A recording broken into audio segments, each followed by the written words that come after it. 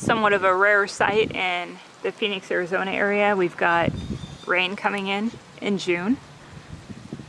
June started out to be quite a hot month. We've had some really high temperatures up to 118, but the last few days have cooled down. Lots of high humidity and some showers. So I started this garden back in 2016. This was really a dirt lot. I'm way out in the west side of the Phoenix, Arizona area. I'm in an HOA, half an acre lot. So I'm going to do a quick walkthrough of the yard. I'm not going to name all the plants. That would take forever. I do that every fall, and the videos are well over an hour. This is really meant to do just a quick walkthrough to show you what things are looking like. And I'll point out some interesting things as well. So this tree in front is a frankincense plant that's been in the ground for about 3 years now. I just pruned this guy quite a bit to structure it. You can see it heavily bloomed about a month ago, and now you can see it's gone to seed.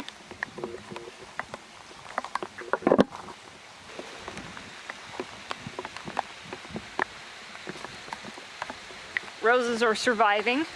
This is not their favorite time of the year. They look a little deformed. Don't expect them to look real great in June.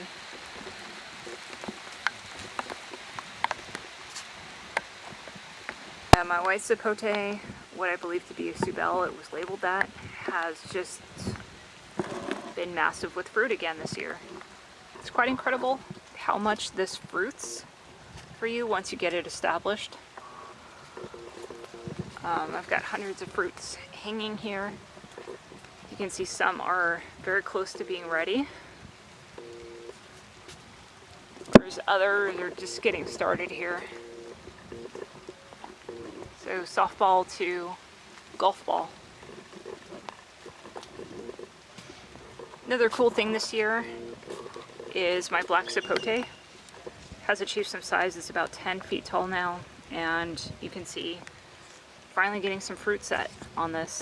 I've only gotten one ripe fruit off this tree, and I have probably half a dozen fruit. Actually, they're going all the way up there. Have some fruit. The Kahala longan, got some fruit going on here. This always sets a good amount of fruit. Apples are just insane this year. Amazing how much fruit set there is. I'm going to have to preserve this pretty soon here. Beautiful Anna apples. There is some pest pressure, of course, birds, and then you get some sunburn here on the exposed apples. But this thing really pumps out the fruit. And you don't need a whole lot of space for this. Really treated this more of a hedge this year. No more than 8 feet tall and about that much across. Just because the branches are kind of splaying, it's really more 6 foot if it's not holding fruit.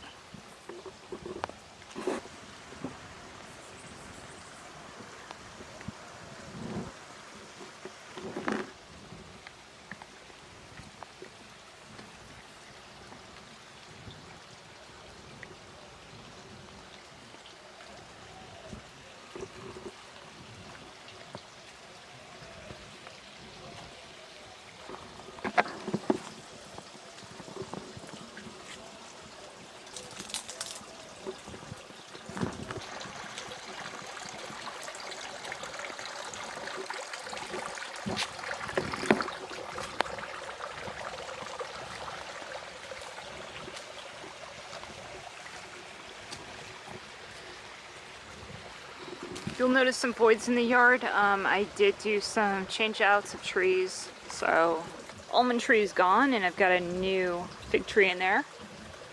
Red Lebanese Becca Valley. So here's that white Persian that I severely cut back in winter, and you can see it's 20 feet high again. old Hamiai bamboo. You see a lot of new canes coming up here. This is the time of the year for that.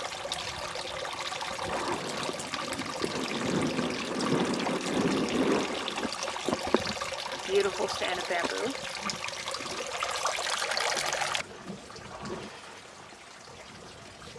See all the guavas coming in.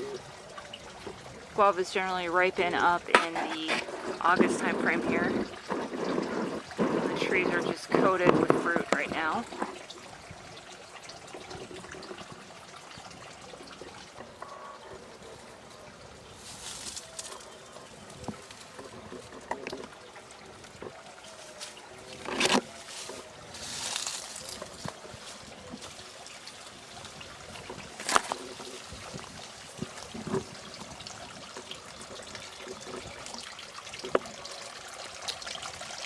Another little change I made was, this is my Brogden avocado, and it was not growing all that well, and I realized that the roots of the nearby bamboo and the nearby white Persian mulberry were encroaching and actually filled the top, I'd say 8 inches of the soil with their roots. So I went ahead and put this galvanized seal, tapped it into the ground 10 inches, so that's going to help prevent those roots from encroaching on this plant and allow it to grow.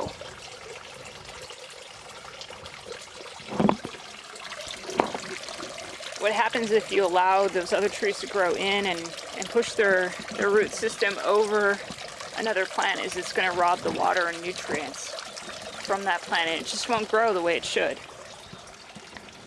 Canopy up there is the Shangri-La mulberry. Got an apricot over here.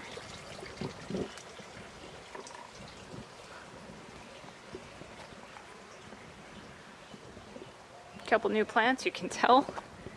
These two. Got a white Madeira on the left and a Bourgeois gris on the right. Massive acerola here.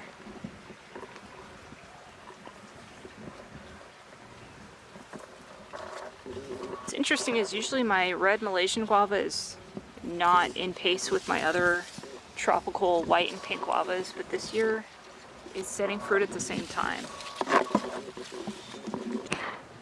More guavas. We've got a Mexican cream guava there. Just thought I'd show this. This is my Illinois everbearing mulberry. And even at this stage, you know, end of June, it is ripening up mulberries. So this is a later variety, one that extends that season.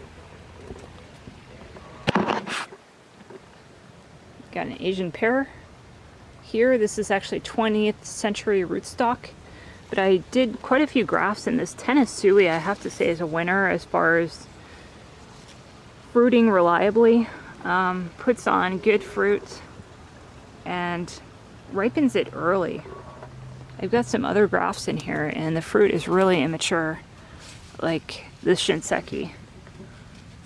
There's a tiny little fruit at this point, whereas the Tennessees are ripening up. So this is one I definitely recommend if you want to get fruit earlier in the year. Another thing that you'll notice is I've got this plastic around the trunk of my plants. The reason I'm doing that is I found a lot of issues with girdling roots and roots actually growing up from the root crown into the mulch when you mulch up to the trunk, which is not a good thing.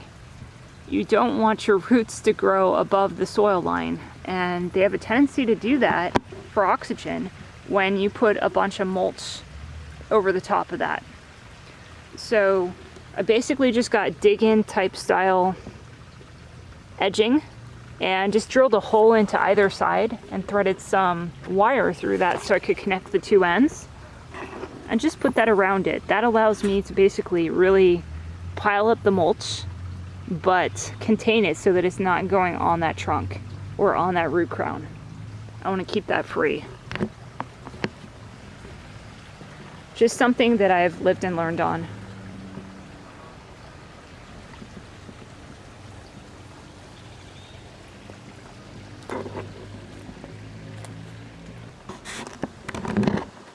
My tropical section here.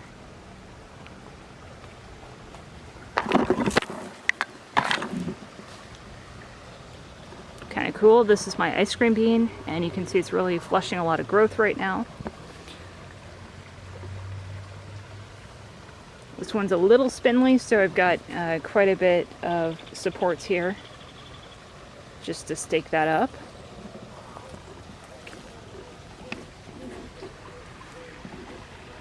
This is my day avocado. This has not even been in the ground for 1 year. Flushing a lot of new growth. You can see all the new leaves coming out. Obviously, I'm not having this fruit at this stage.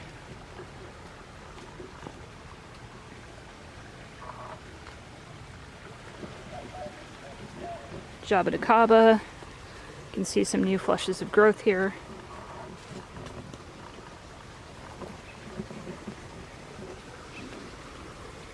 Butterscotch sapodilla. I'm not seeing any fruit yet. Still on this guy. It's been pretty spindly.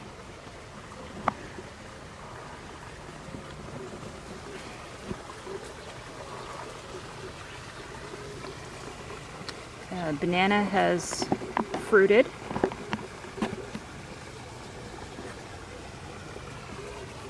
That's a Namwa. For the mangoes, I did not allow any of them to fruit except for this Namdak Mai, and only one here. And you can see a pretty good sized mango. Excited to try this one. This one has been in the ground for a couple years now.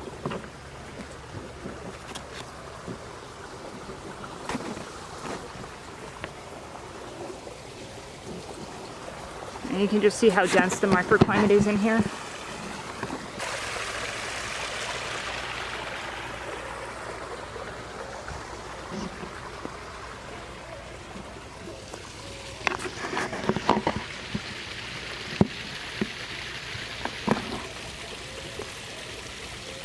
Sea breeze bamboo's pushing about 20 feet at this point. I can't even see any of my neighbors on the side, which is awesome. See, the Royal Poinciana is also about 20-25 feet tall. A collection of Cana lilies out here. And we can also see some pink tuberose here. Tuberose is absolutely amazing. The fragrance from these. And they do quite well here. They can handle our heat.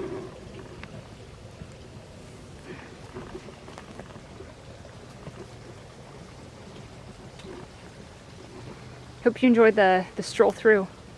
Thanks for watching and happy gardening.